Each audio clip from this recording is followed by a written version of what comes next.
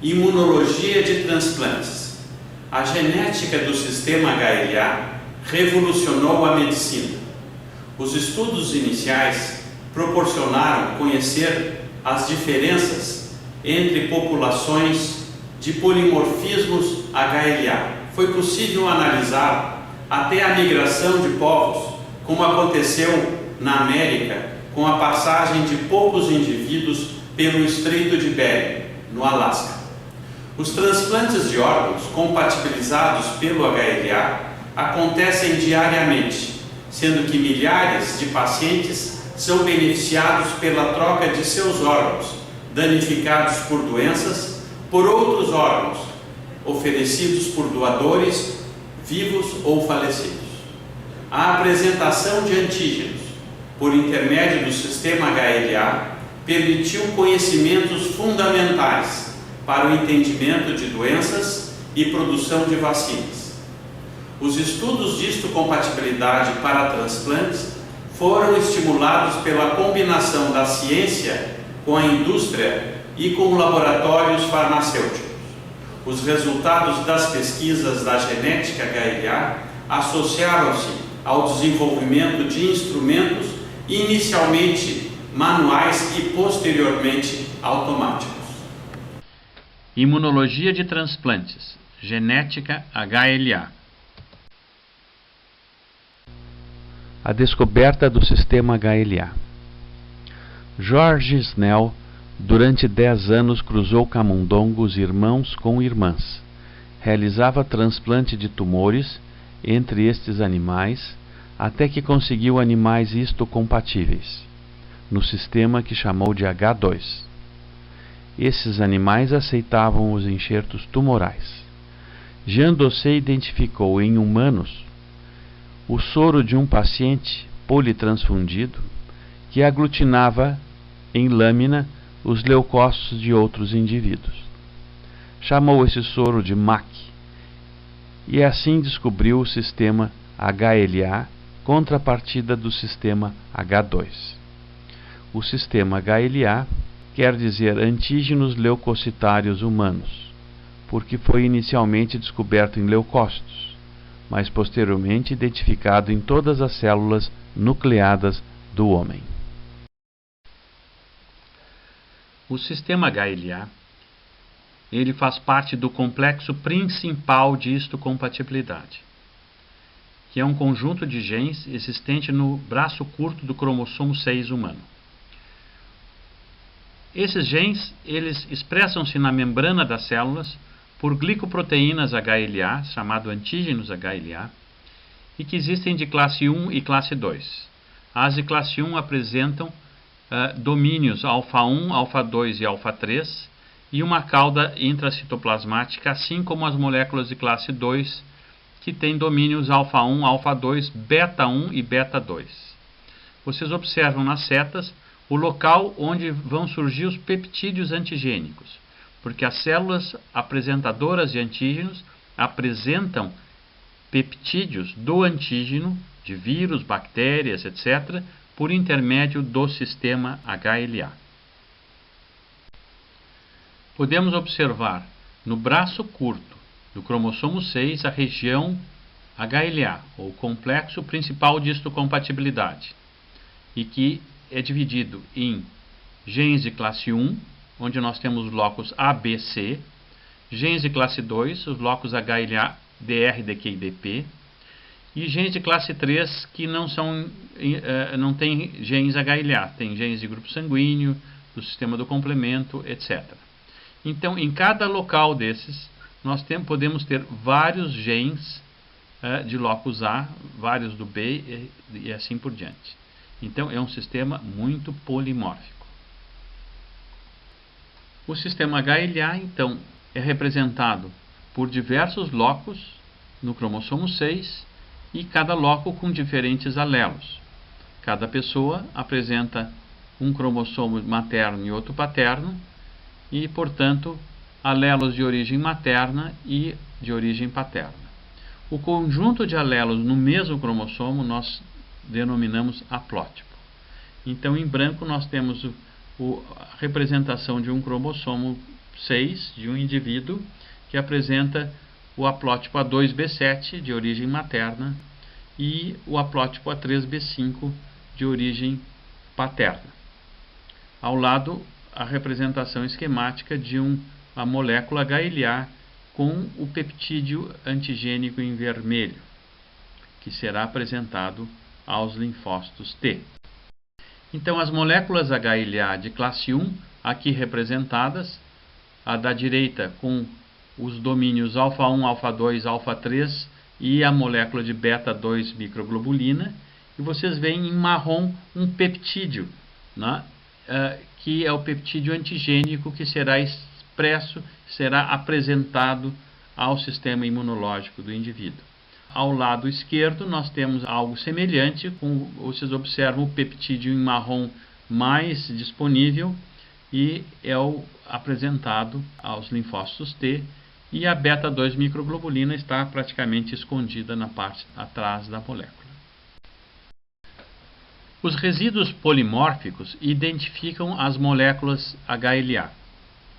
Então, na realidade, são aminoácidos que existem naquela região mais exposta da molécula e que estimula muitas vezes a produção de anticorpos.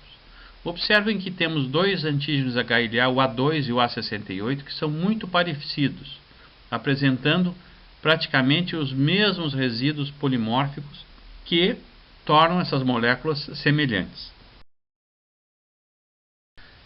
A importância dos resíduos define os diversos antígenos HLA. Esse sistema é muito polimórfico pelo fato de existirem muitos resíduos diferentes. Quando transplantam-se órgãos, esses resíduos estimulam a produção de anticorpos pelo receptor contra os resíduos do doador. Então, aquelas moléculas amarelas anteriores que são expostas e podem estimular a produção de anticorpos, resultando na rejeição imunológica aos transplantes. A segregação HLA ela acontece de forma mendeliana clássica. Então, a herança HLA, 25% dos irmãos são indivíduos totalmente idênticos, aqueles então que nós gostaríamos de que os transplantes acontecessem entre eles, e 25% são totalmente diferentes. Então, são indivíduos como os irmãos F2 e F3 na figura, que apresentam os HLAs totalmente diferentes. E um transplante entre eles é como se fosse um transplante entre doador não relacionado, HLA não idêntico. 50% dos indivíduos são parcialmente idênticos.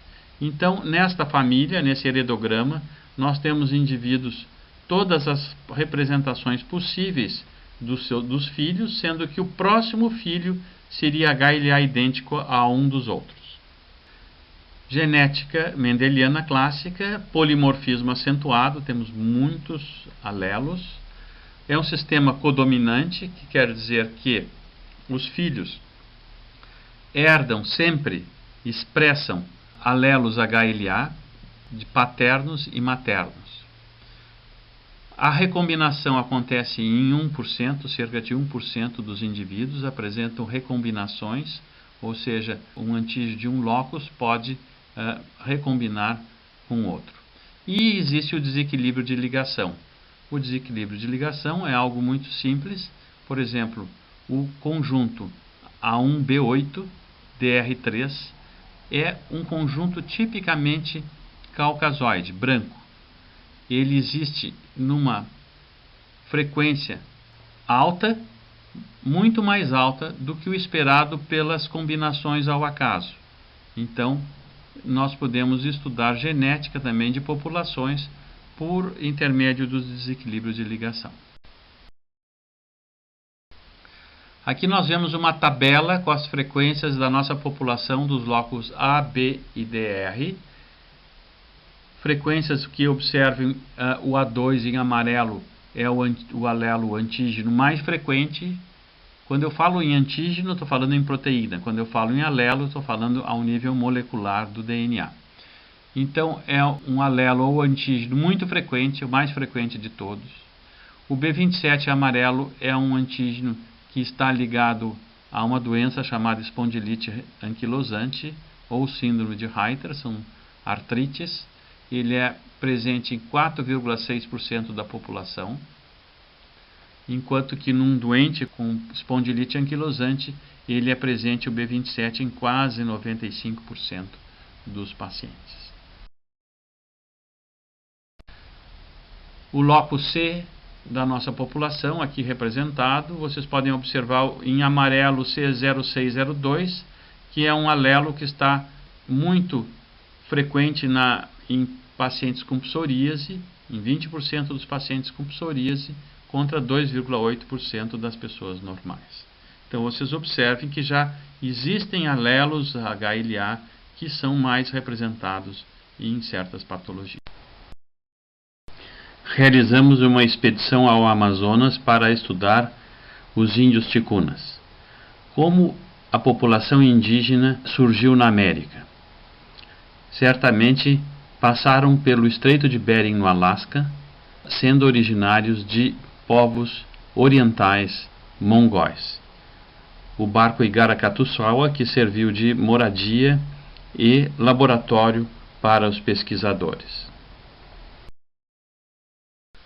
Observem as índias ticunas com os dentes afilados para parecer com a piranha e a fisionomia oriental decorrente da migração desses povos pelo Estreito de Bering.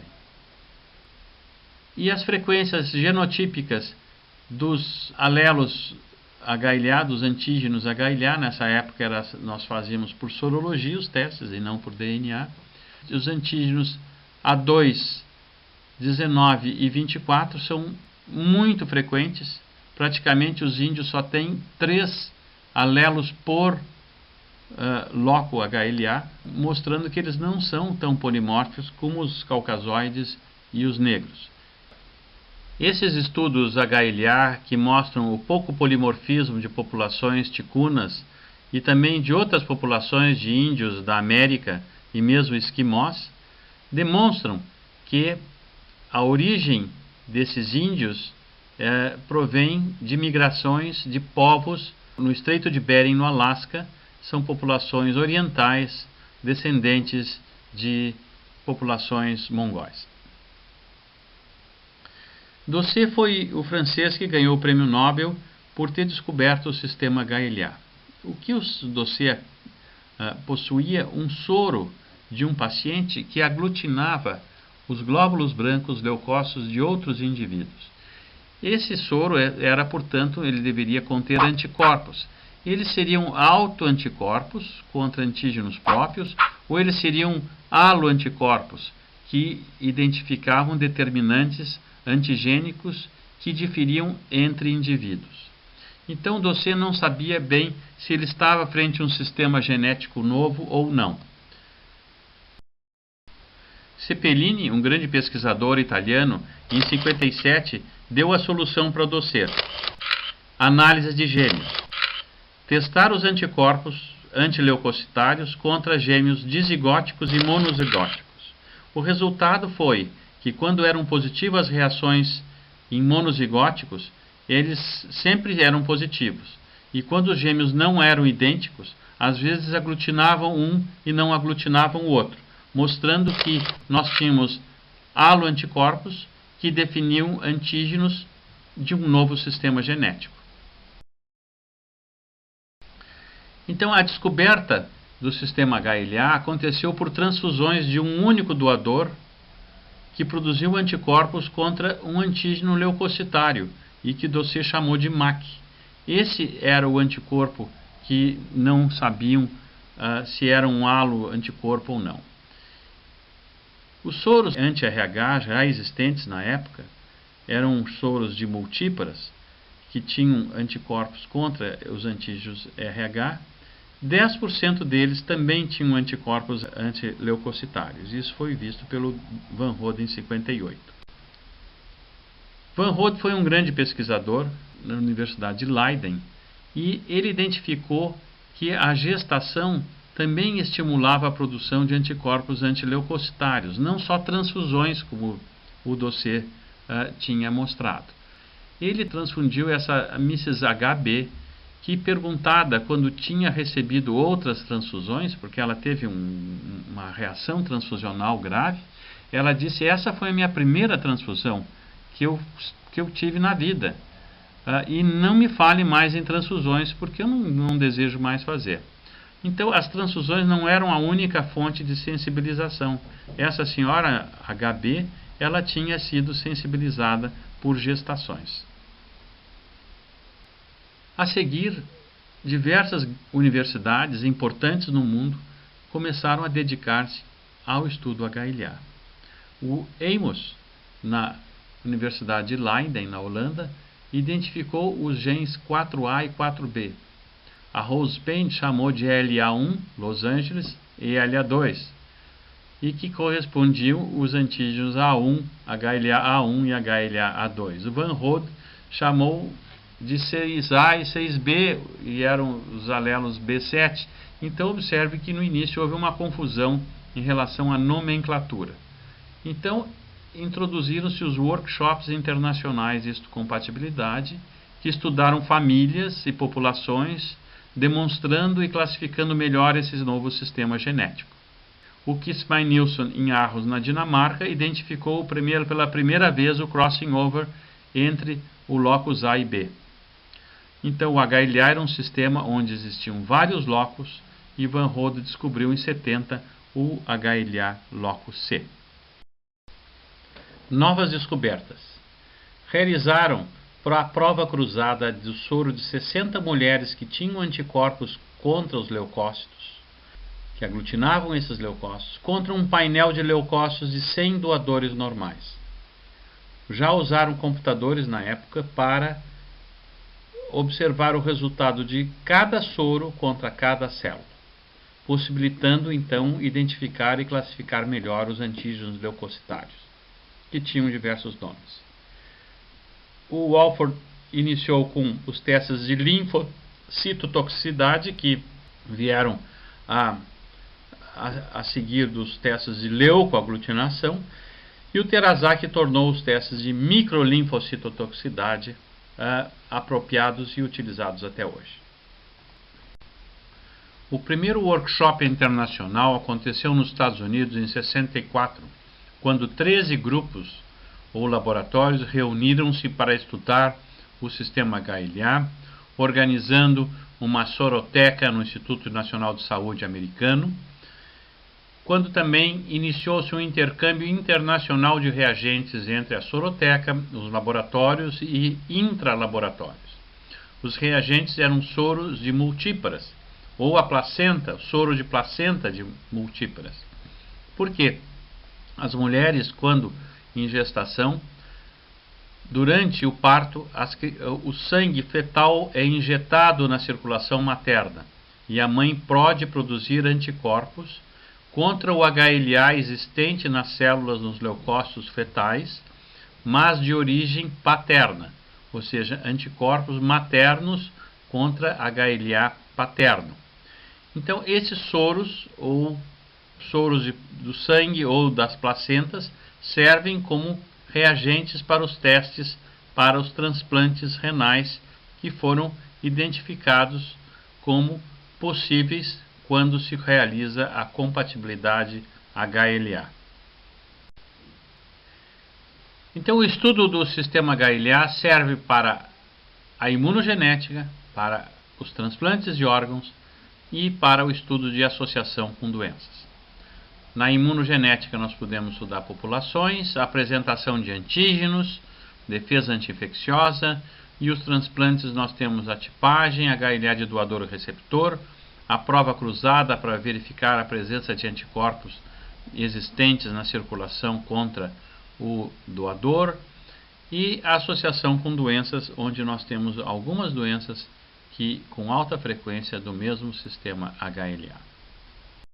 A importância biológica do HLA é, como disse Cepelini, a natureza não manteve o polimorfismo do sistema HLA somente para frustrar os transplantes, os cirurgiões de transplantes.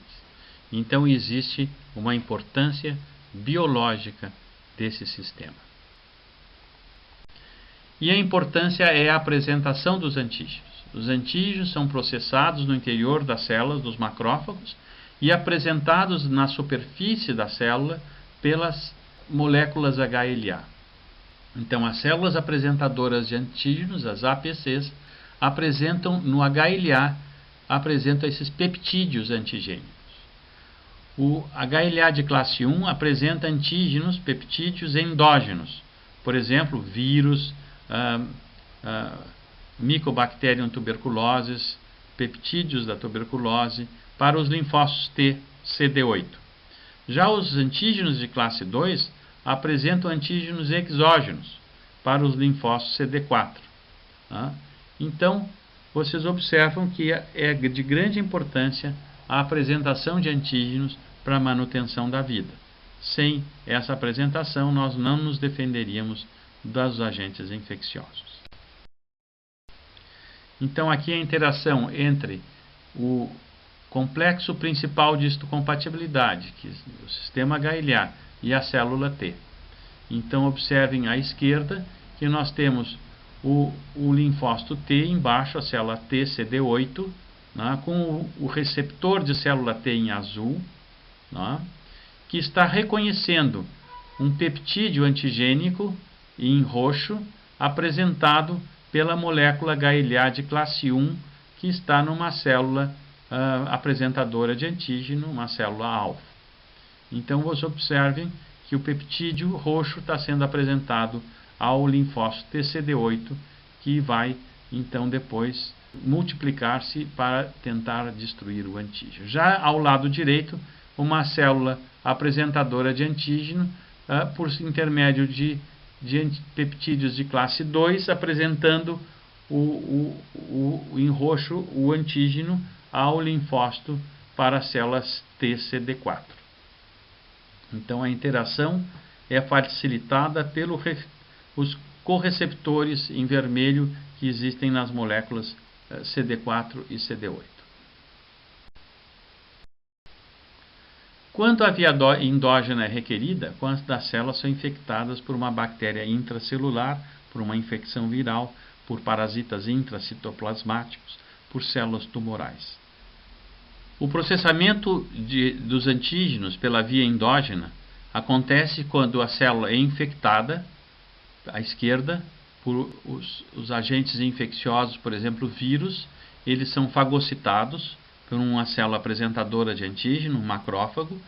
Ele é processado, esses vírus ou micobactérias, esses agentes infecciosos são processados no retículo endoplasmático, e vai ser complexado nas moléculas de HLA. Essas que também podem ser chamadas de complexo principal de histocompatibilidade. Então, formam uma vesícula que carrega essa molécula HLA com o peptídeo processado já, um pedaço daquele antígeno inicial, e ele vai localizar-se na superfície da célula. Então, essa célula está apresentando uma molécula antigênica, o peptídeo em azul, para uma célula T que venha a reconhecer este antígeno. Então, esses dois pesquisadores que vocês veem recebendo o Prêmio Nobel de 96, eles descobriram exatamente o que nós chamamos de restrição do complexo principal de histocompatibilidade, por intermédio do HLA. Então, as células, os macrófagos que apresentam os peptídeos em vermelho por moléculas HLA de classe 1, para as células T citotóxicas, eles, então, esta é um tipo de resposta. O T citotóxico, CD8, reconhece o HLA por intermédio apresentado pelas moléculas de classe 1. Já as células T helper reconhecem os peptídeos antigênicos vermelhos nas moléculas de HLA de classe 2. Então, assim que existe a resposta imunológica que é específica. A célula T citotóxica reconhece determinados peptídeos e a célula T helper outros. Devemos lembrar que nós temos células de memória. Depois de que o linfócito T reconhece o antígeno na célula apresentadora de antígeno, ele produz células T efetoras, que vão destruir os antígenos, e células T de memória. Marcos da histocompatibilidade. O primeiro foi a identificação que a compatibilidade HLA entre doador e receptor de transplante renal aumentam a sobrevida do transplante. A seguir, diversos sistemas cooperativos foram organizados, como o Eurotransplante, France Transplante, Scandia Transplante, United Kingdom Transplant Service e diversos outros, inclusive no Brasil. Esses sistemas organizam a lista de espera, tendo a tipagem HLA cadastrada em um computador central de todos os pacientes, esperando por um rim de doador falecido. Quando acontece a doação, é realizada a tipagem HLA do doador e essa é oferecida ao computador, que seleciona os melhores receptores da lista de espera. A prova cruzada negativa, antes do transplante, foi considerada fundamental para o sucesso do mesmo. Foi organizada a posterior o Sistema Colaborativo de Transplante na Universidade de Heidelberg, favorecendo a pesquisa nesta área. Em relação aos transplantes de pele, quando na coluna A é realizado um transplante autólogo, nós temos que existe a pega do transplante e a resolução em torno do 14º dia. Quando na coluna B nós realizamos transplantes de pele entre doadores não relacionados, nós observamos que ao nível do 14º dia temos trombose e necrose do tecido transplantado. E quando é realizado um segundo transplante no mesmo paciente, com o mesmo doador, nós temos que a perda do enxerto acontece em torno do 5º a 6º dia. Uma perda acelerada, portanto. Os transplantes podem ser autólogos, entre tecidos do mesmo organismo, singênicos, entre doadores gêmeos idênticos, halogênicos, entre transplantes realizados entre indivíduos da mesma espécie, e xenogênicos, transplantes entre espécies diferentes, por exemplo, do porco para o homem.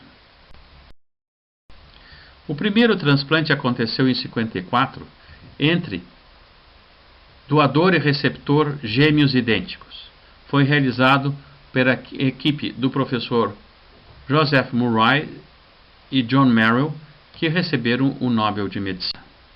Os transplantes de rim são o tratamento para estágio final da insuficiência renal crônica. Pode ser realizado com um doador vivo, relacionado, um irmão HLA idêntico, ou com um doador cadáver, muitas vezes selecionado pelos sistemas cooperativos. A compatibilidade DR é mais importante que a do locus A e B para a sobrevivência do enxerto. Fatores que afetam o sucesso do enxerto são o grau de compatibilidade HLA, o uso de drogas imunossupressoras adequadas, a idade do doador e receptor, o tempo de isquemia fria, ou seja, o tempo entre o implante e a colheita do órgão doado, a pré-sensibilização, ou seja, a presença de anticorpos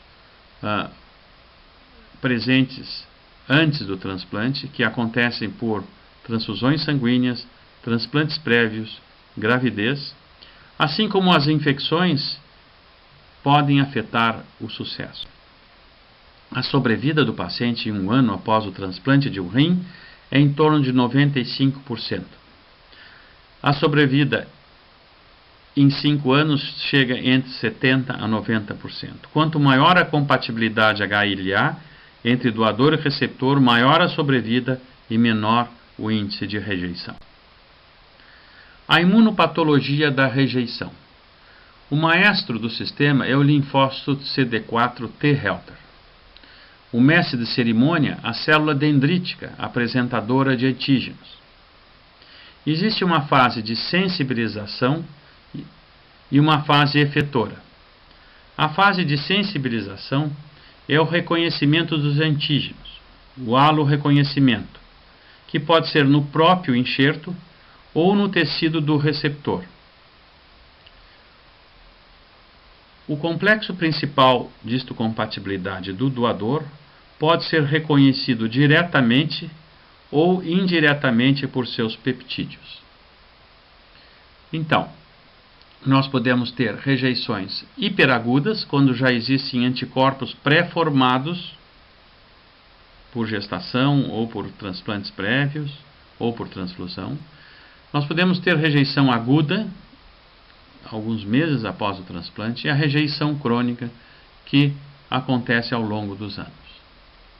Então, resta que a gente preste atenção que a sensibilização do paciente com os antígenos HLA do doador podem acontecer dentro do órgão transplantado ou nos linfonodos do paciente, dependendo da migração de células que contêm HLA para a periferia ou reconhecimento intra-órgão por células apresentadoras de antígenos. A rejeição desenvolve-se das seguintes maneiras. A via direta, quando células apresentadoras de antígeno do doador são apresentadas a linfócitos T citotóxicos ou T helper, CD8 e CD4, do receptor, sendo que essas células identificam na célula apresentadora de antígeno os antígenos HLA do doador, iniciando-se um processo de rejeição com estímulo aos linfócitos T citotóxicos a serem ativados. A célula T helper produz citocinas que ativam linfócitos B a produzirem anticorpos anti-HLA, ativam macrófagos a realizarem hipersensibilidade retardada. A via indireta acontece quando os antígenos HLA do doador são reconhecidos pelas células apresentadoras do próprio receptor, e estas apresentam aos linfócitos T helper, que estimulam então a reatividade anti-HLA, com a produção de anticorpos e de imunidade citotóxica. O professor Gerard Oppels organizou na Universidade de Heidelberg um Centro de Estudos Colaborativos para Transplante, o CTS. É um banco de dados onde estão cadastrados milhares de transplantes de todos os órgãos realizados no mundo. Podemos observar que praticamente não existe diferenças na sobrevida do paciente quando os transplantes de rim são HLA idênticos ou com um haplotipo de diferença. Já temos uma diferença em relação quando o doador é falecido, especialmente porque existem mais complicações cirúrgicas. Em relação à sobrevida do enxerto, a sobrevida do rim transplantado, podemos observar excelentes sobrevidas em 5 anos para os HLA idênticos, um pouco menos quando temos um haplotipo de diferença e quando o doador é falecido, um pouco menor. Mas mesmo assim, são excelentes resultados. Nessa figura, podemos observar a sobrevida do enxerto, do rim transplantado, após 20 anos do transplante, em relação à compatibilidade AB e DR, doador falecido. Observem que existe uma gradação entre aqueles com HLA idênticos, 0 mismatch, para aqueles com 6 incompatibilidades HLA. Então, existe uma gradação na sobrevida. Mas mesmo assim, em 20 anos, nós temos com os HLAs idênticos 45% de sobrevida e aqueles com maior incompatibilidade 31%. São bons resultados, sem dúvida nenhuma. Observamos aqui a curva de sobrevida dos transplantes renais no Brasil. Observem, em azul, quando o doador é vivo, no primeiro ano nós temos 94% e no segundo ano 92% de sobrevida do enxerto, chegando no sexto ano a 87%. Já em relação ao doador falecido, a sobrevida do enxerto é 84 no primeiro ano, 81 no segundo e 73 no sexto ano do transplante. No Hospital de Clínicas de Porto Alegre, já transplantamos mais de 2.000 rins, assim como todos os outros órgãos sólidos. Thomas Stahls, em 1967, realizou o primeiro transplante de fígado para pacientes com cirrose hepática. Posteriormente, esses transplantes também iniciaram a ser realizados para pacientes com tumores de fígado, para hepatoma, com considerável resultado. Transplante hepático no Hospital de Clínicas de Porto Alegre até 2018. Foram realizados 249 transplantes, com uma sobrevida média de 84% no primeiro ano e 65% no quinto ano. Christian Barnard realizou o primeiro transplante cardíaco na África do Sul, em Cape Town. Hoje em dia, os transplantes cardíacos são uma rotina nos grandes hospitais. A sobrevida em 5 anos é mais de 70% para o primeiro transplante, já que para segundo e terceiro transplantes a sobrevida é um pouco menor. O primeiro transplante cardíaco no Rio Grande do Sul aconteceu em 2 de junho de 1984. Hoje em dia realizamos cerca de 1 transplante por mês, a maioria no Hospital de Clínicas de Porto Alegre.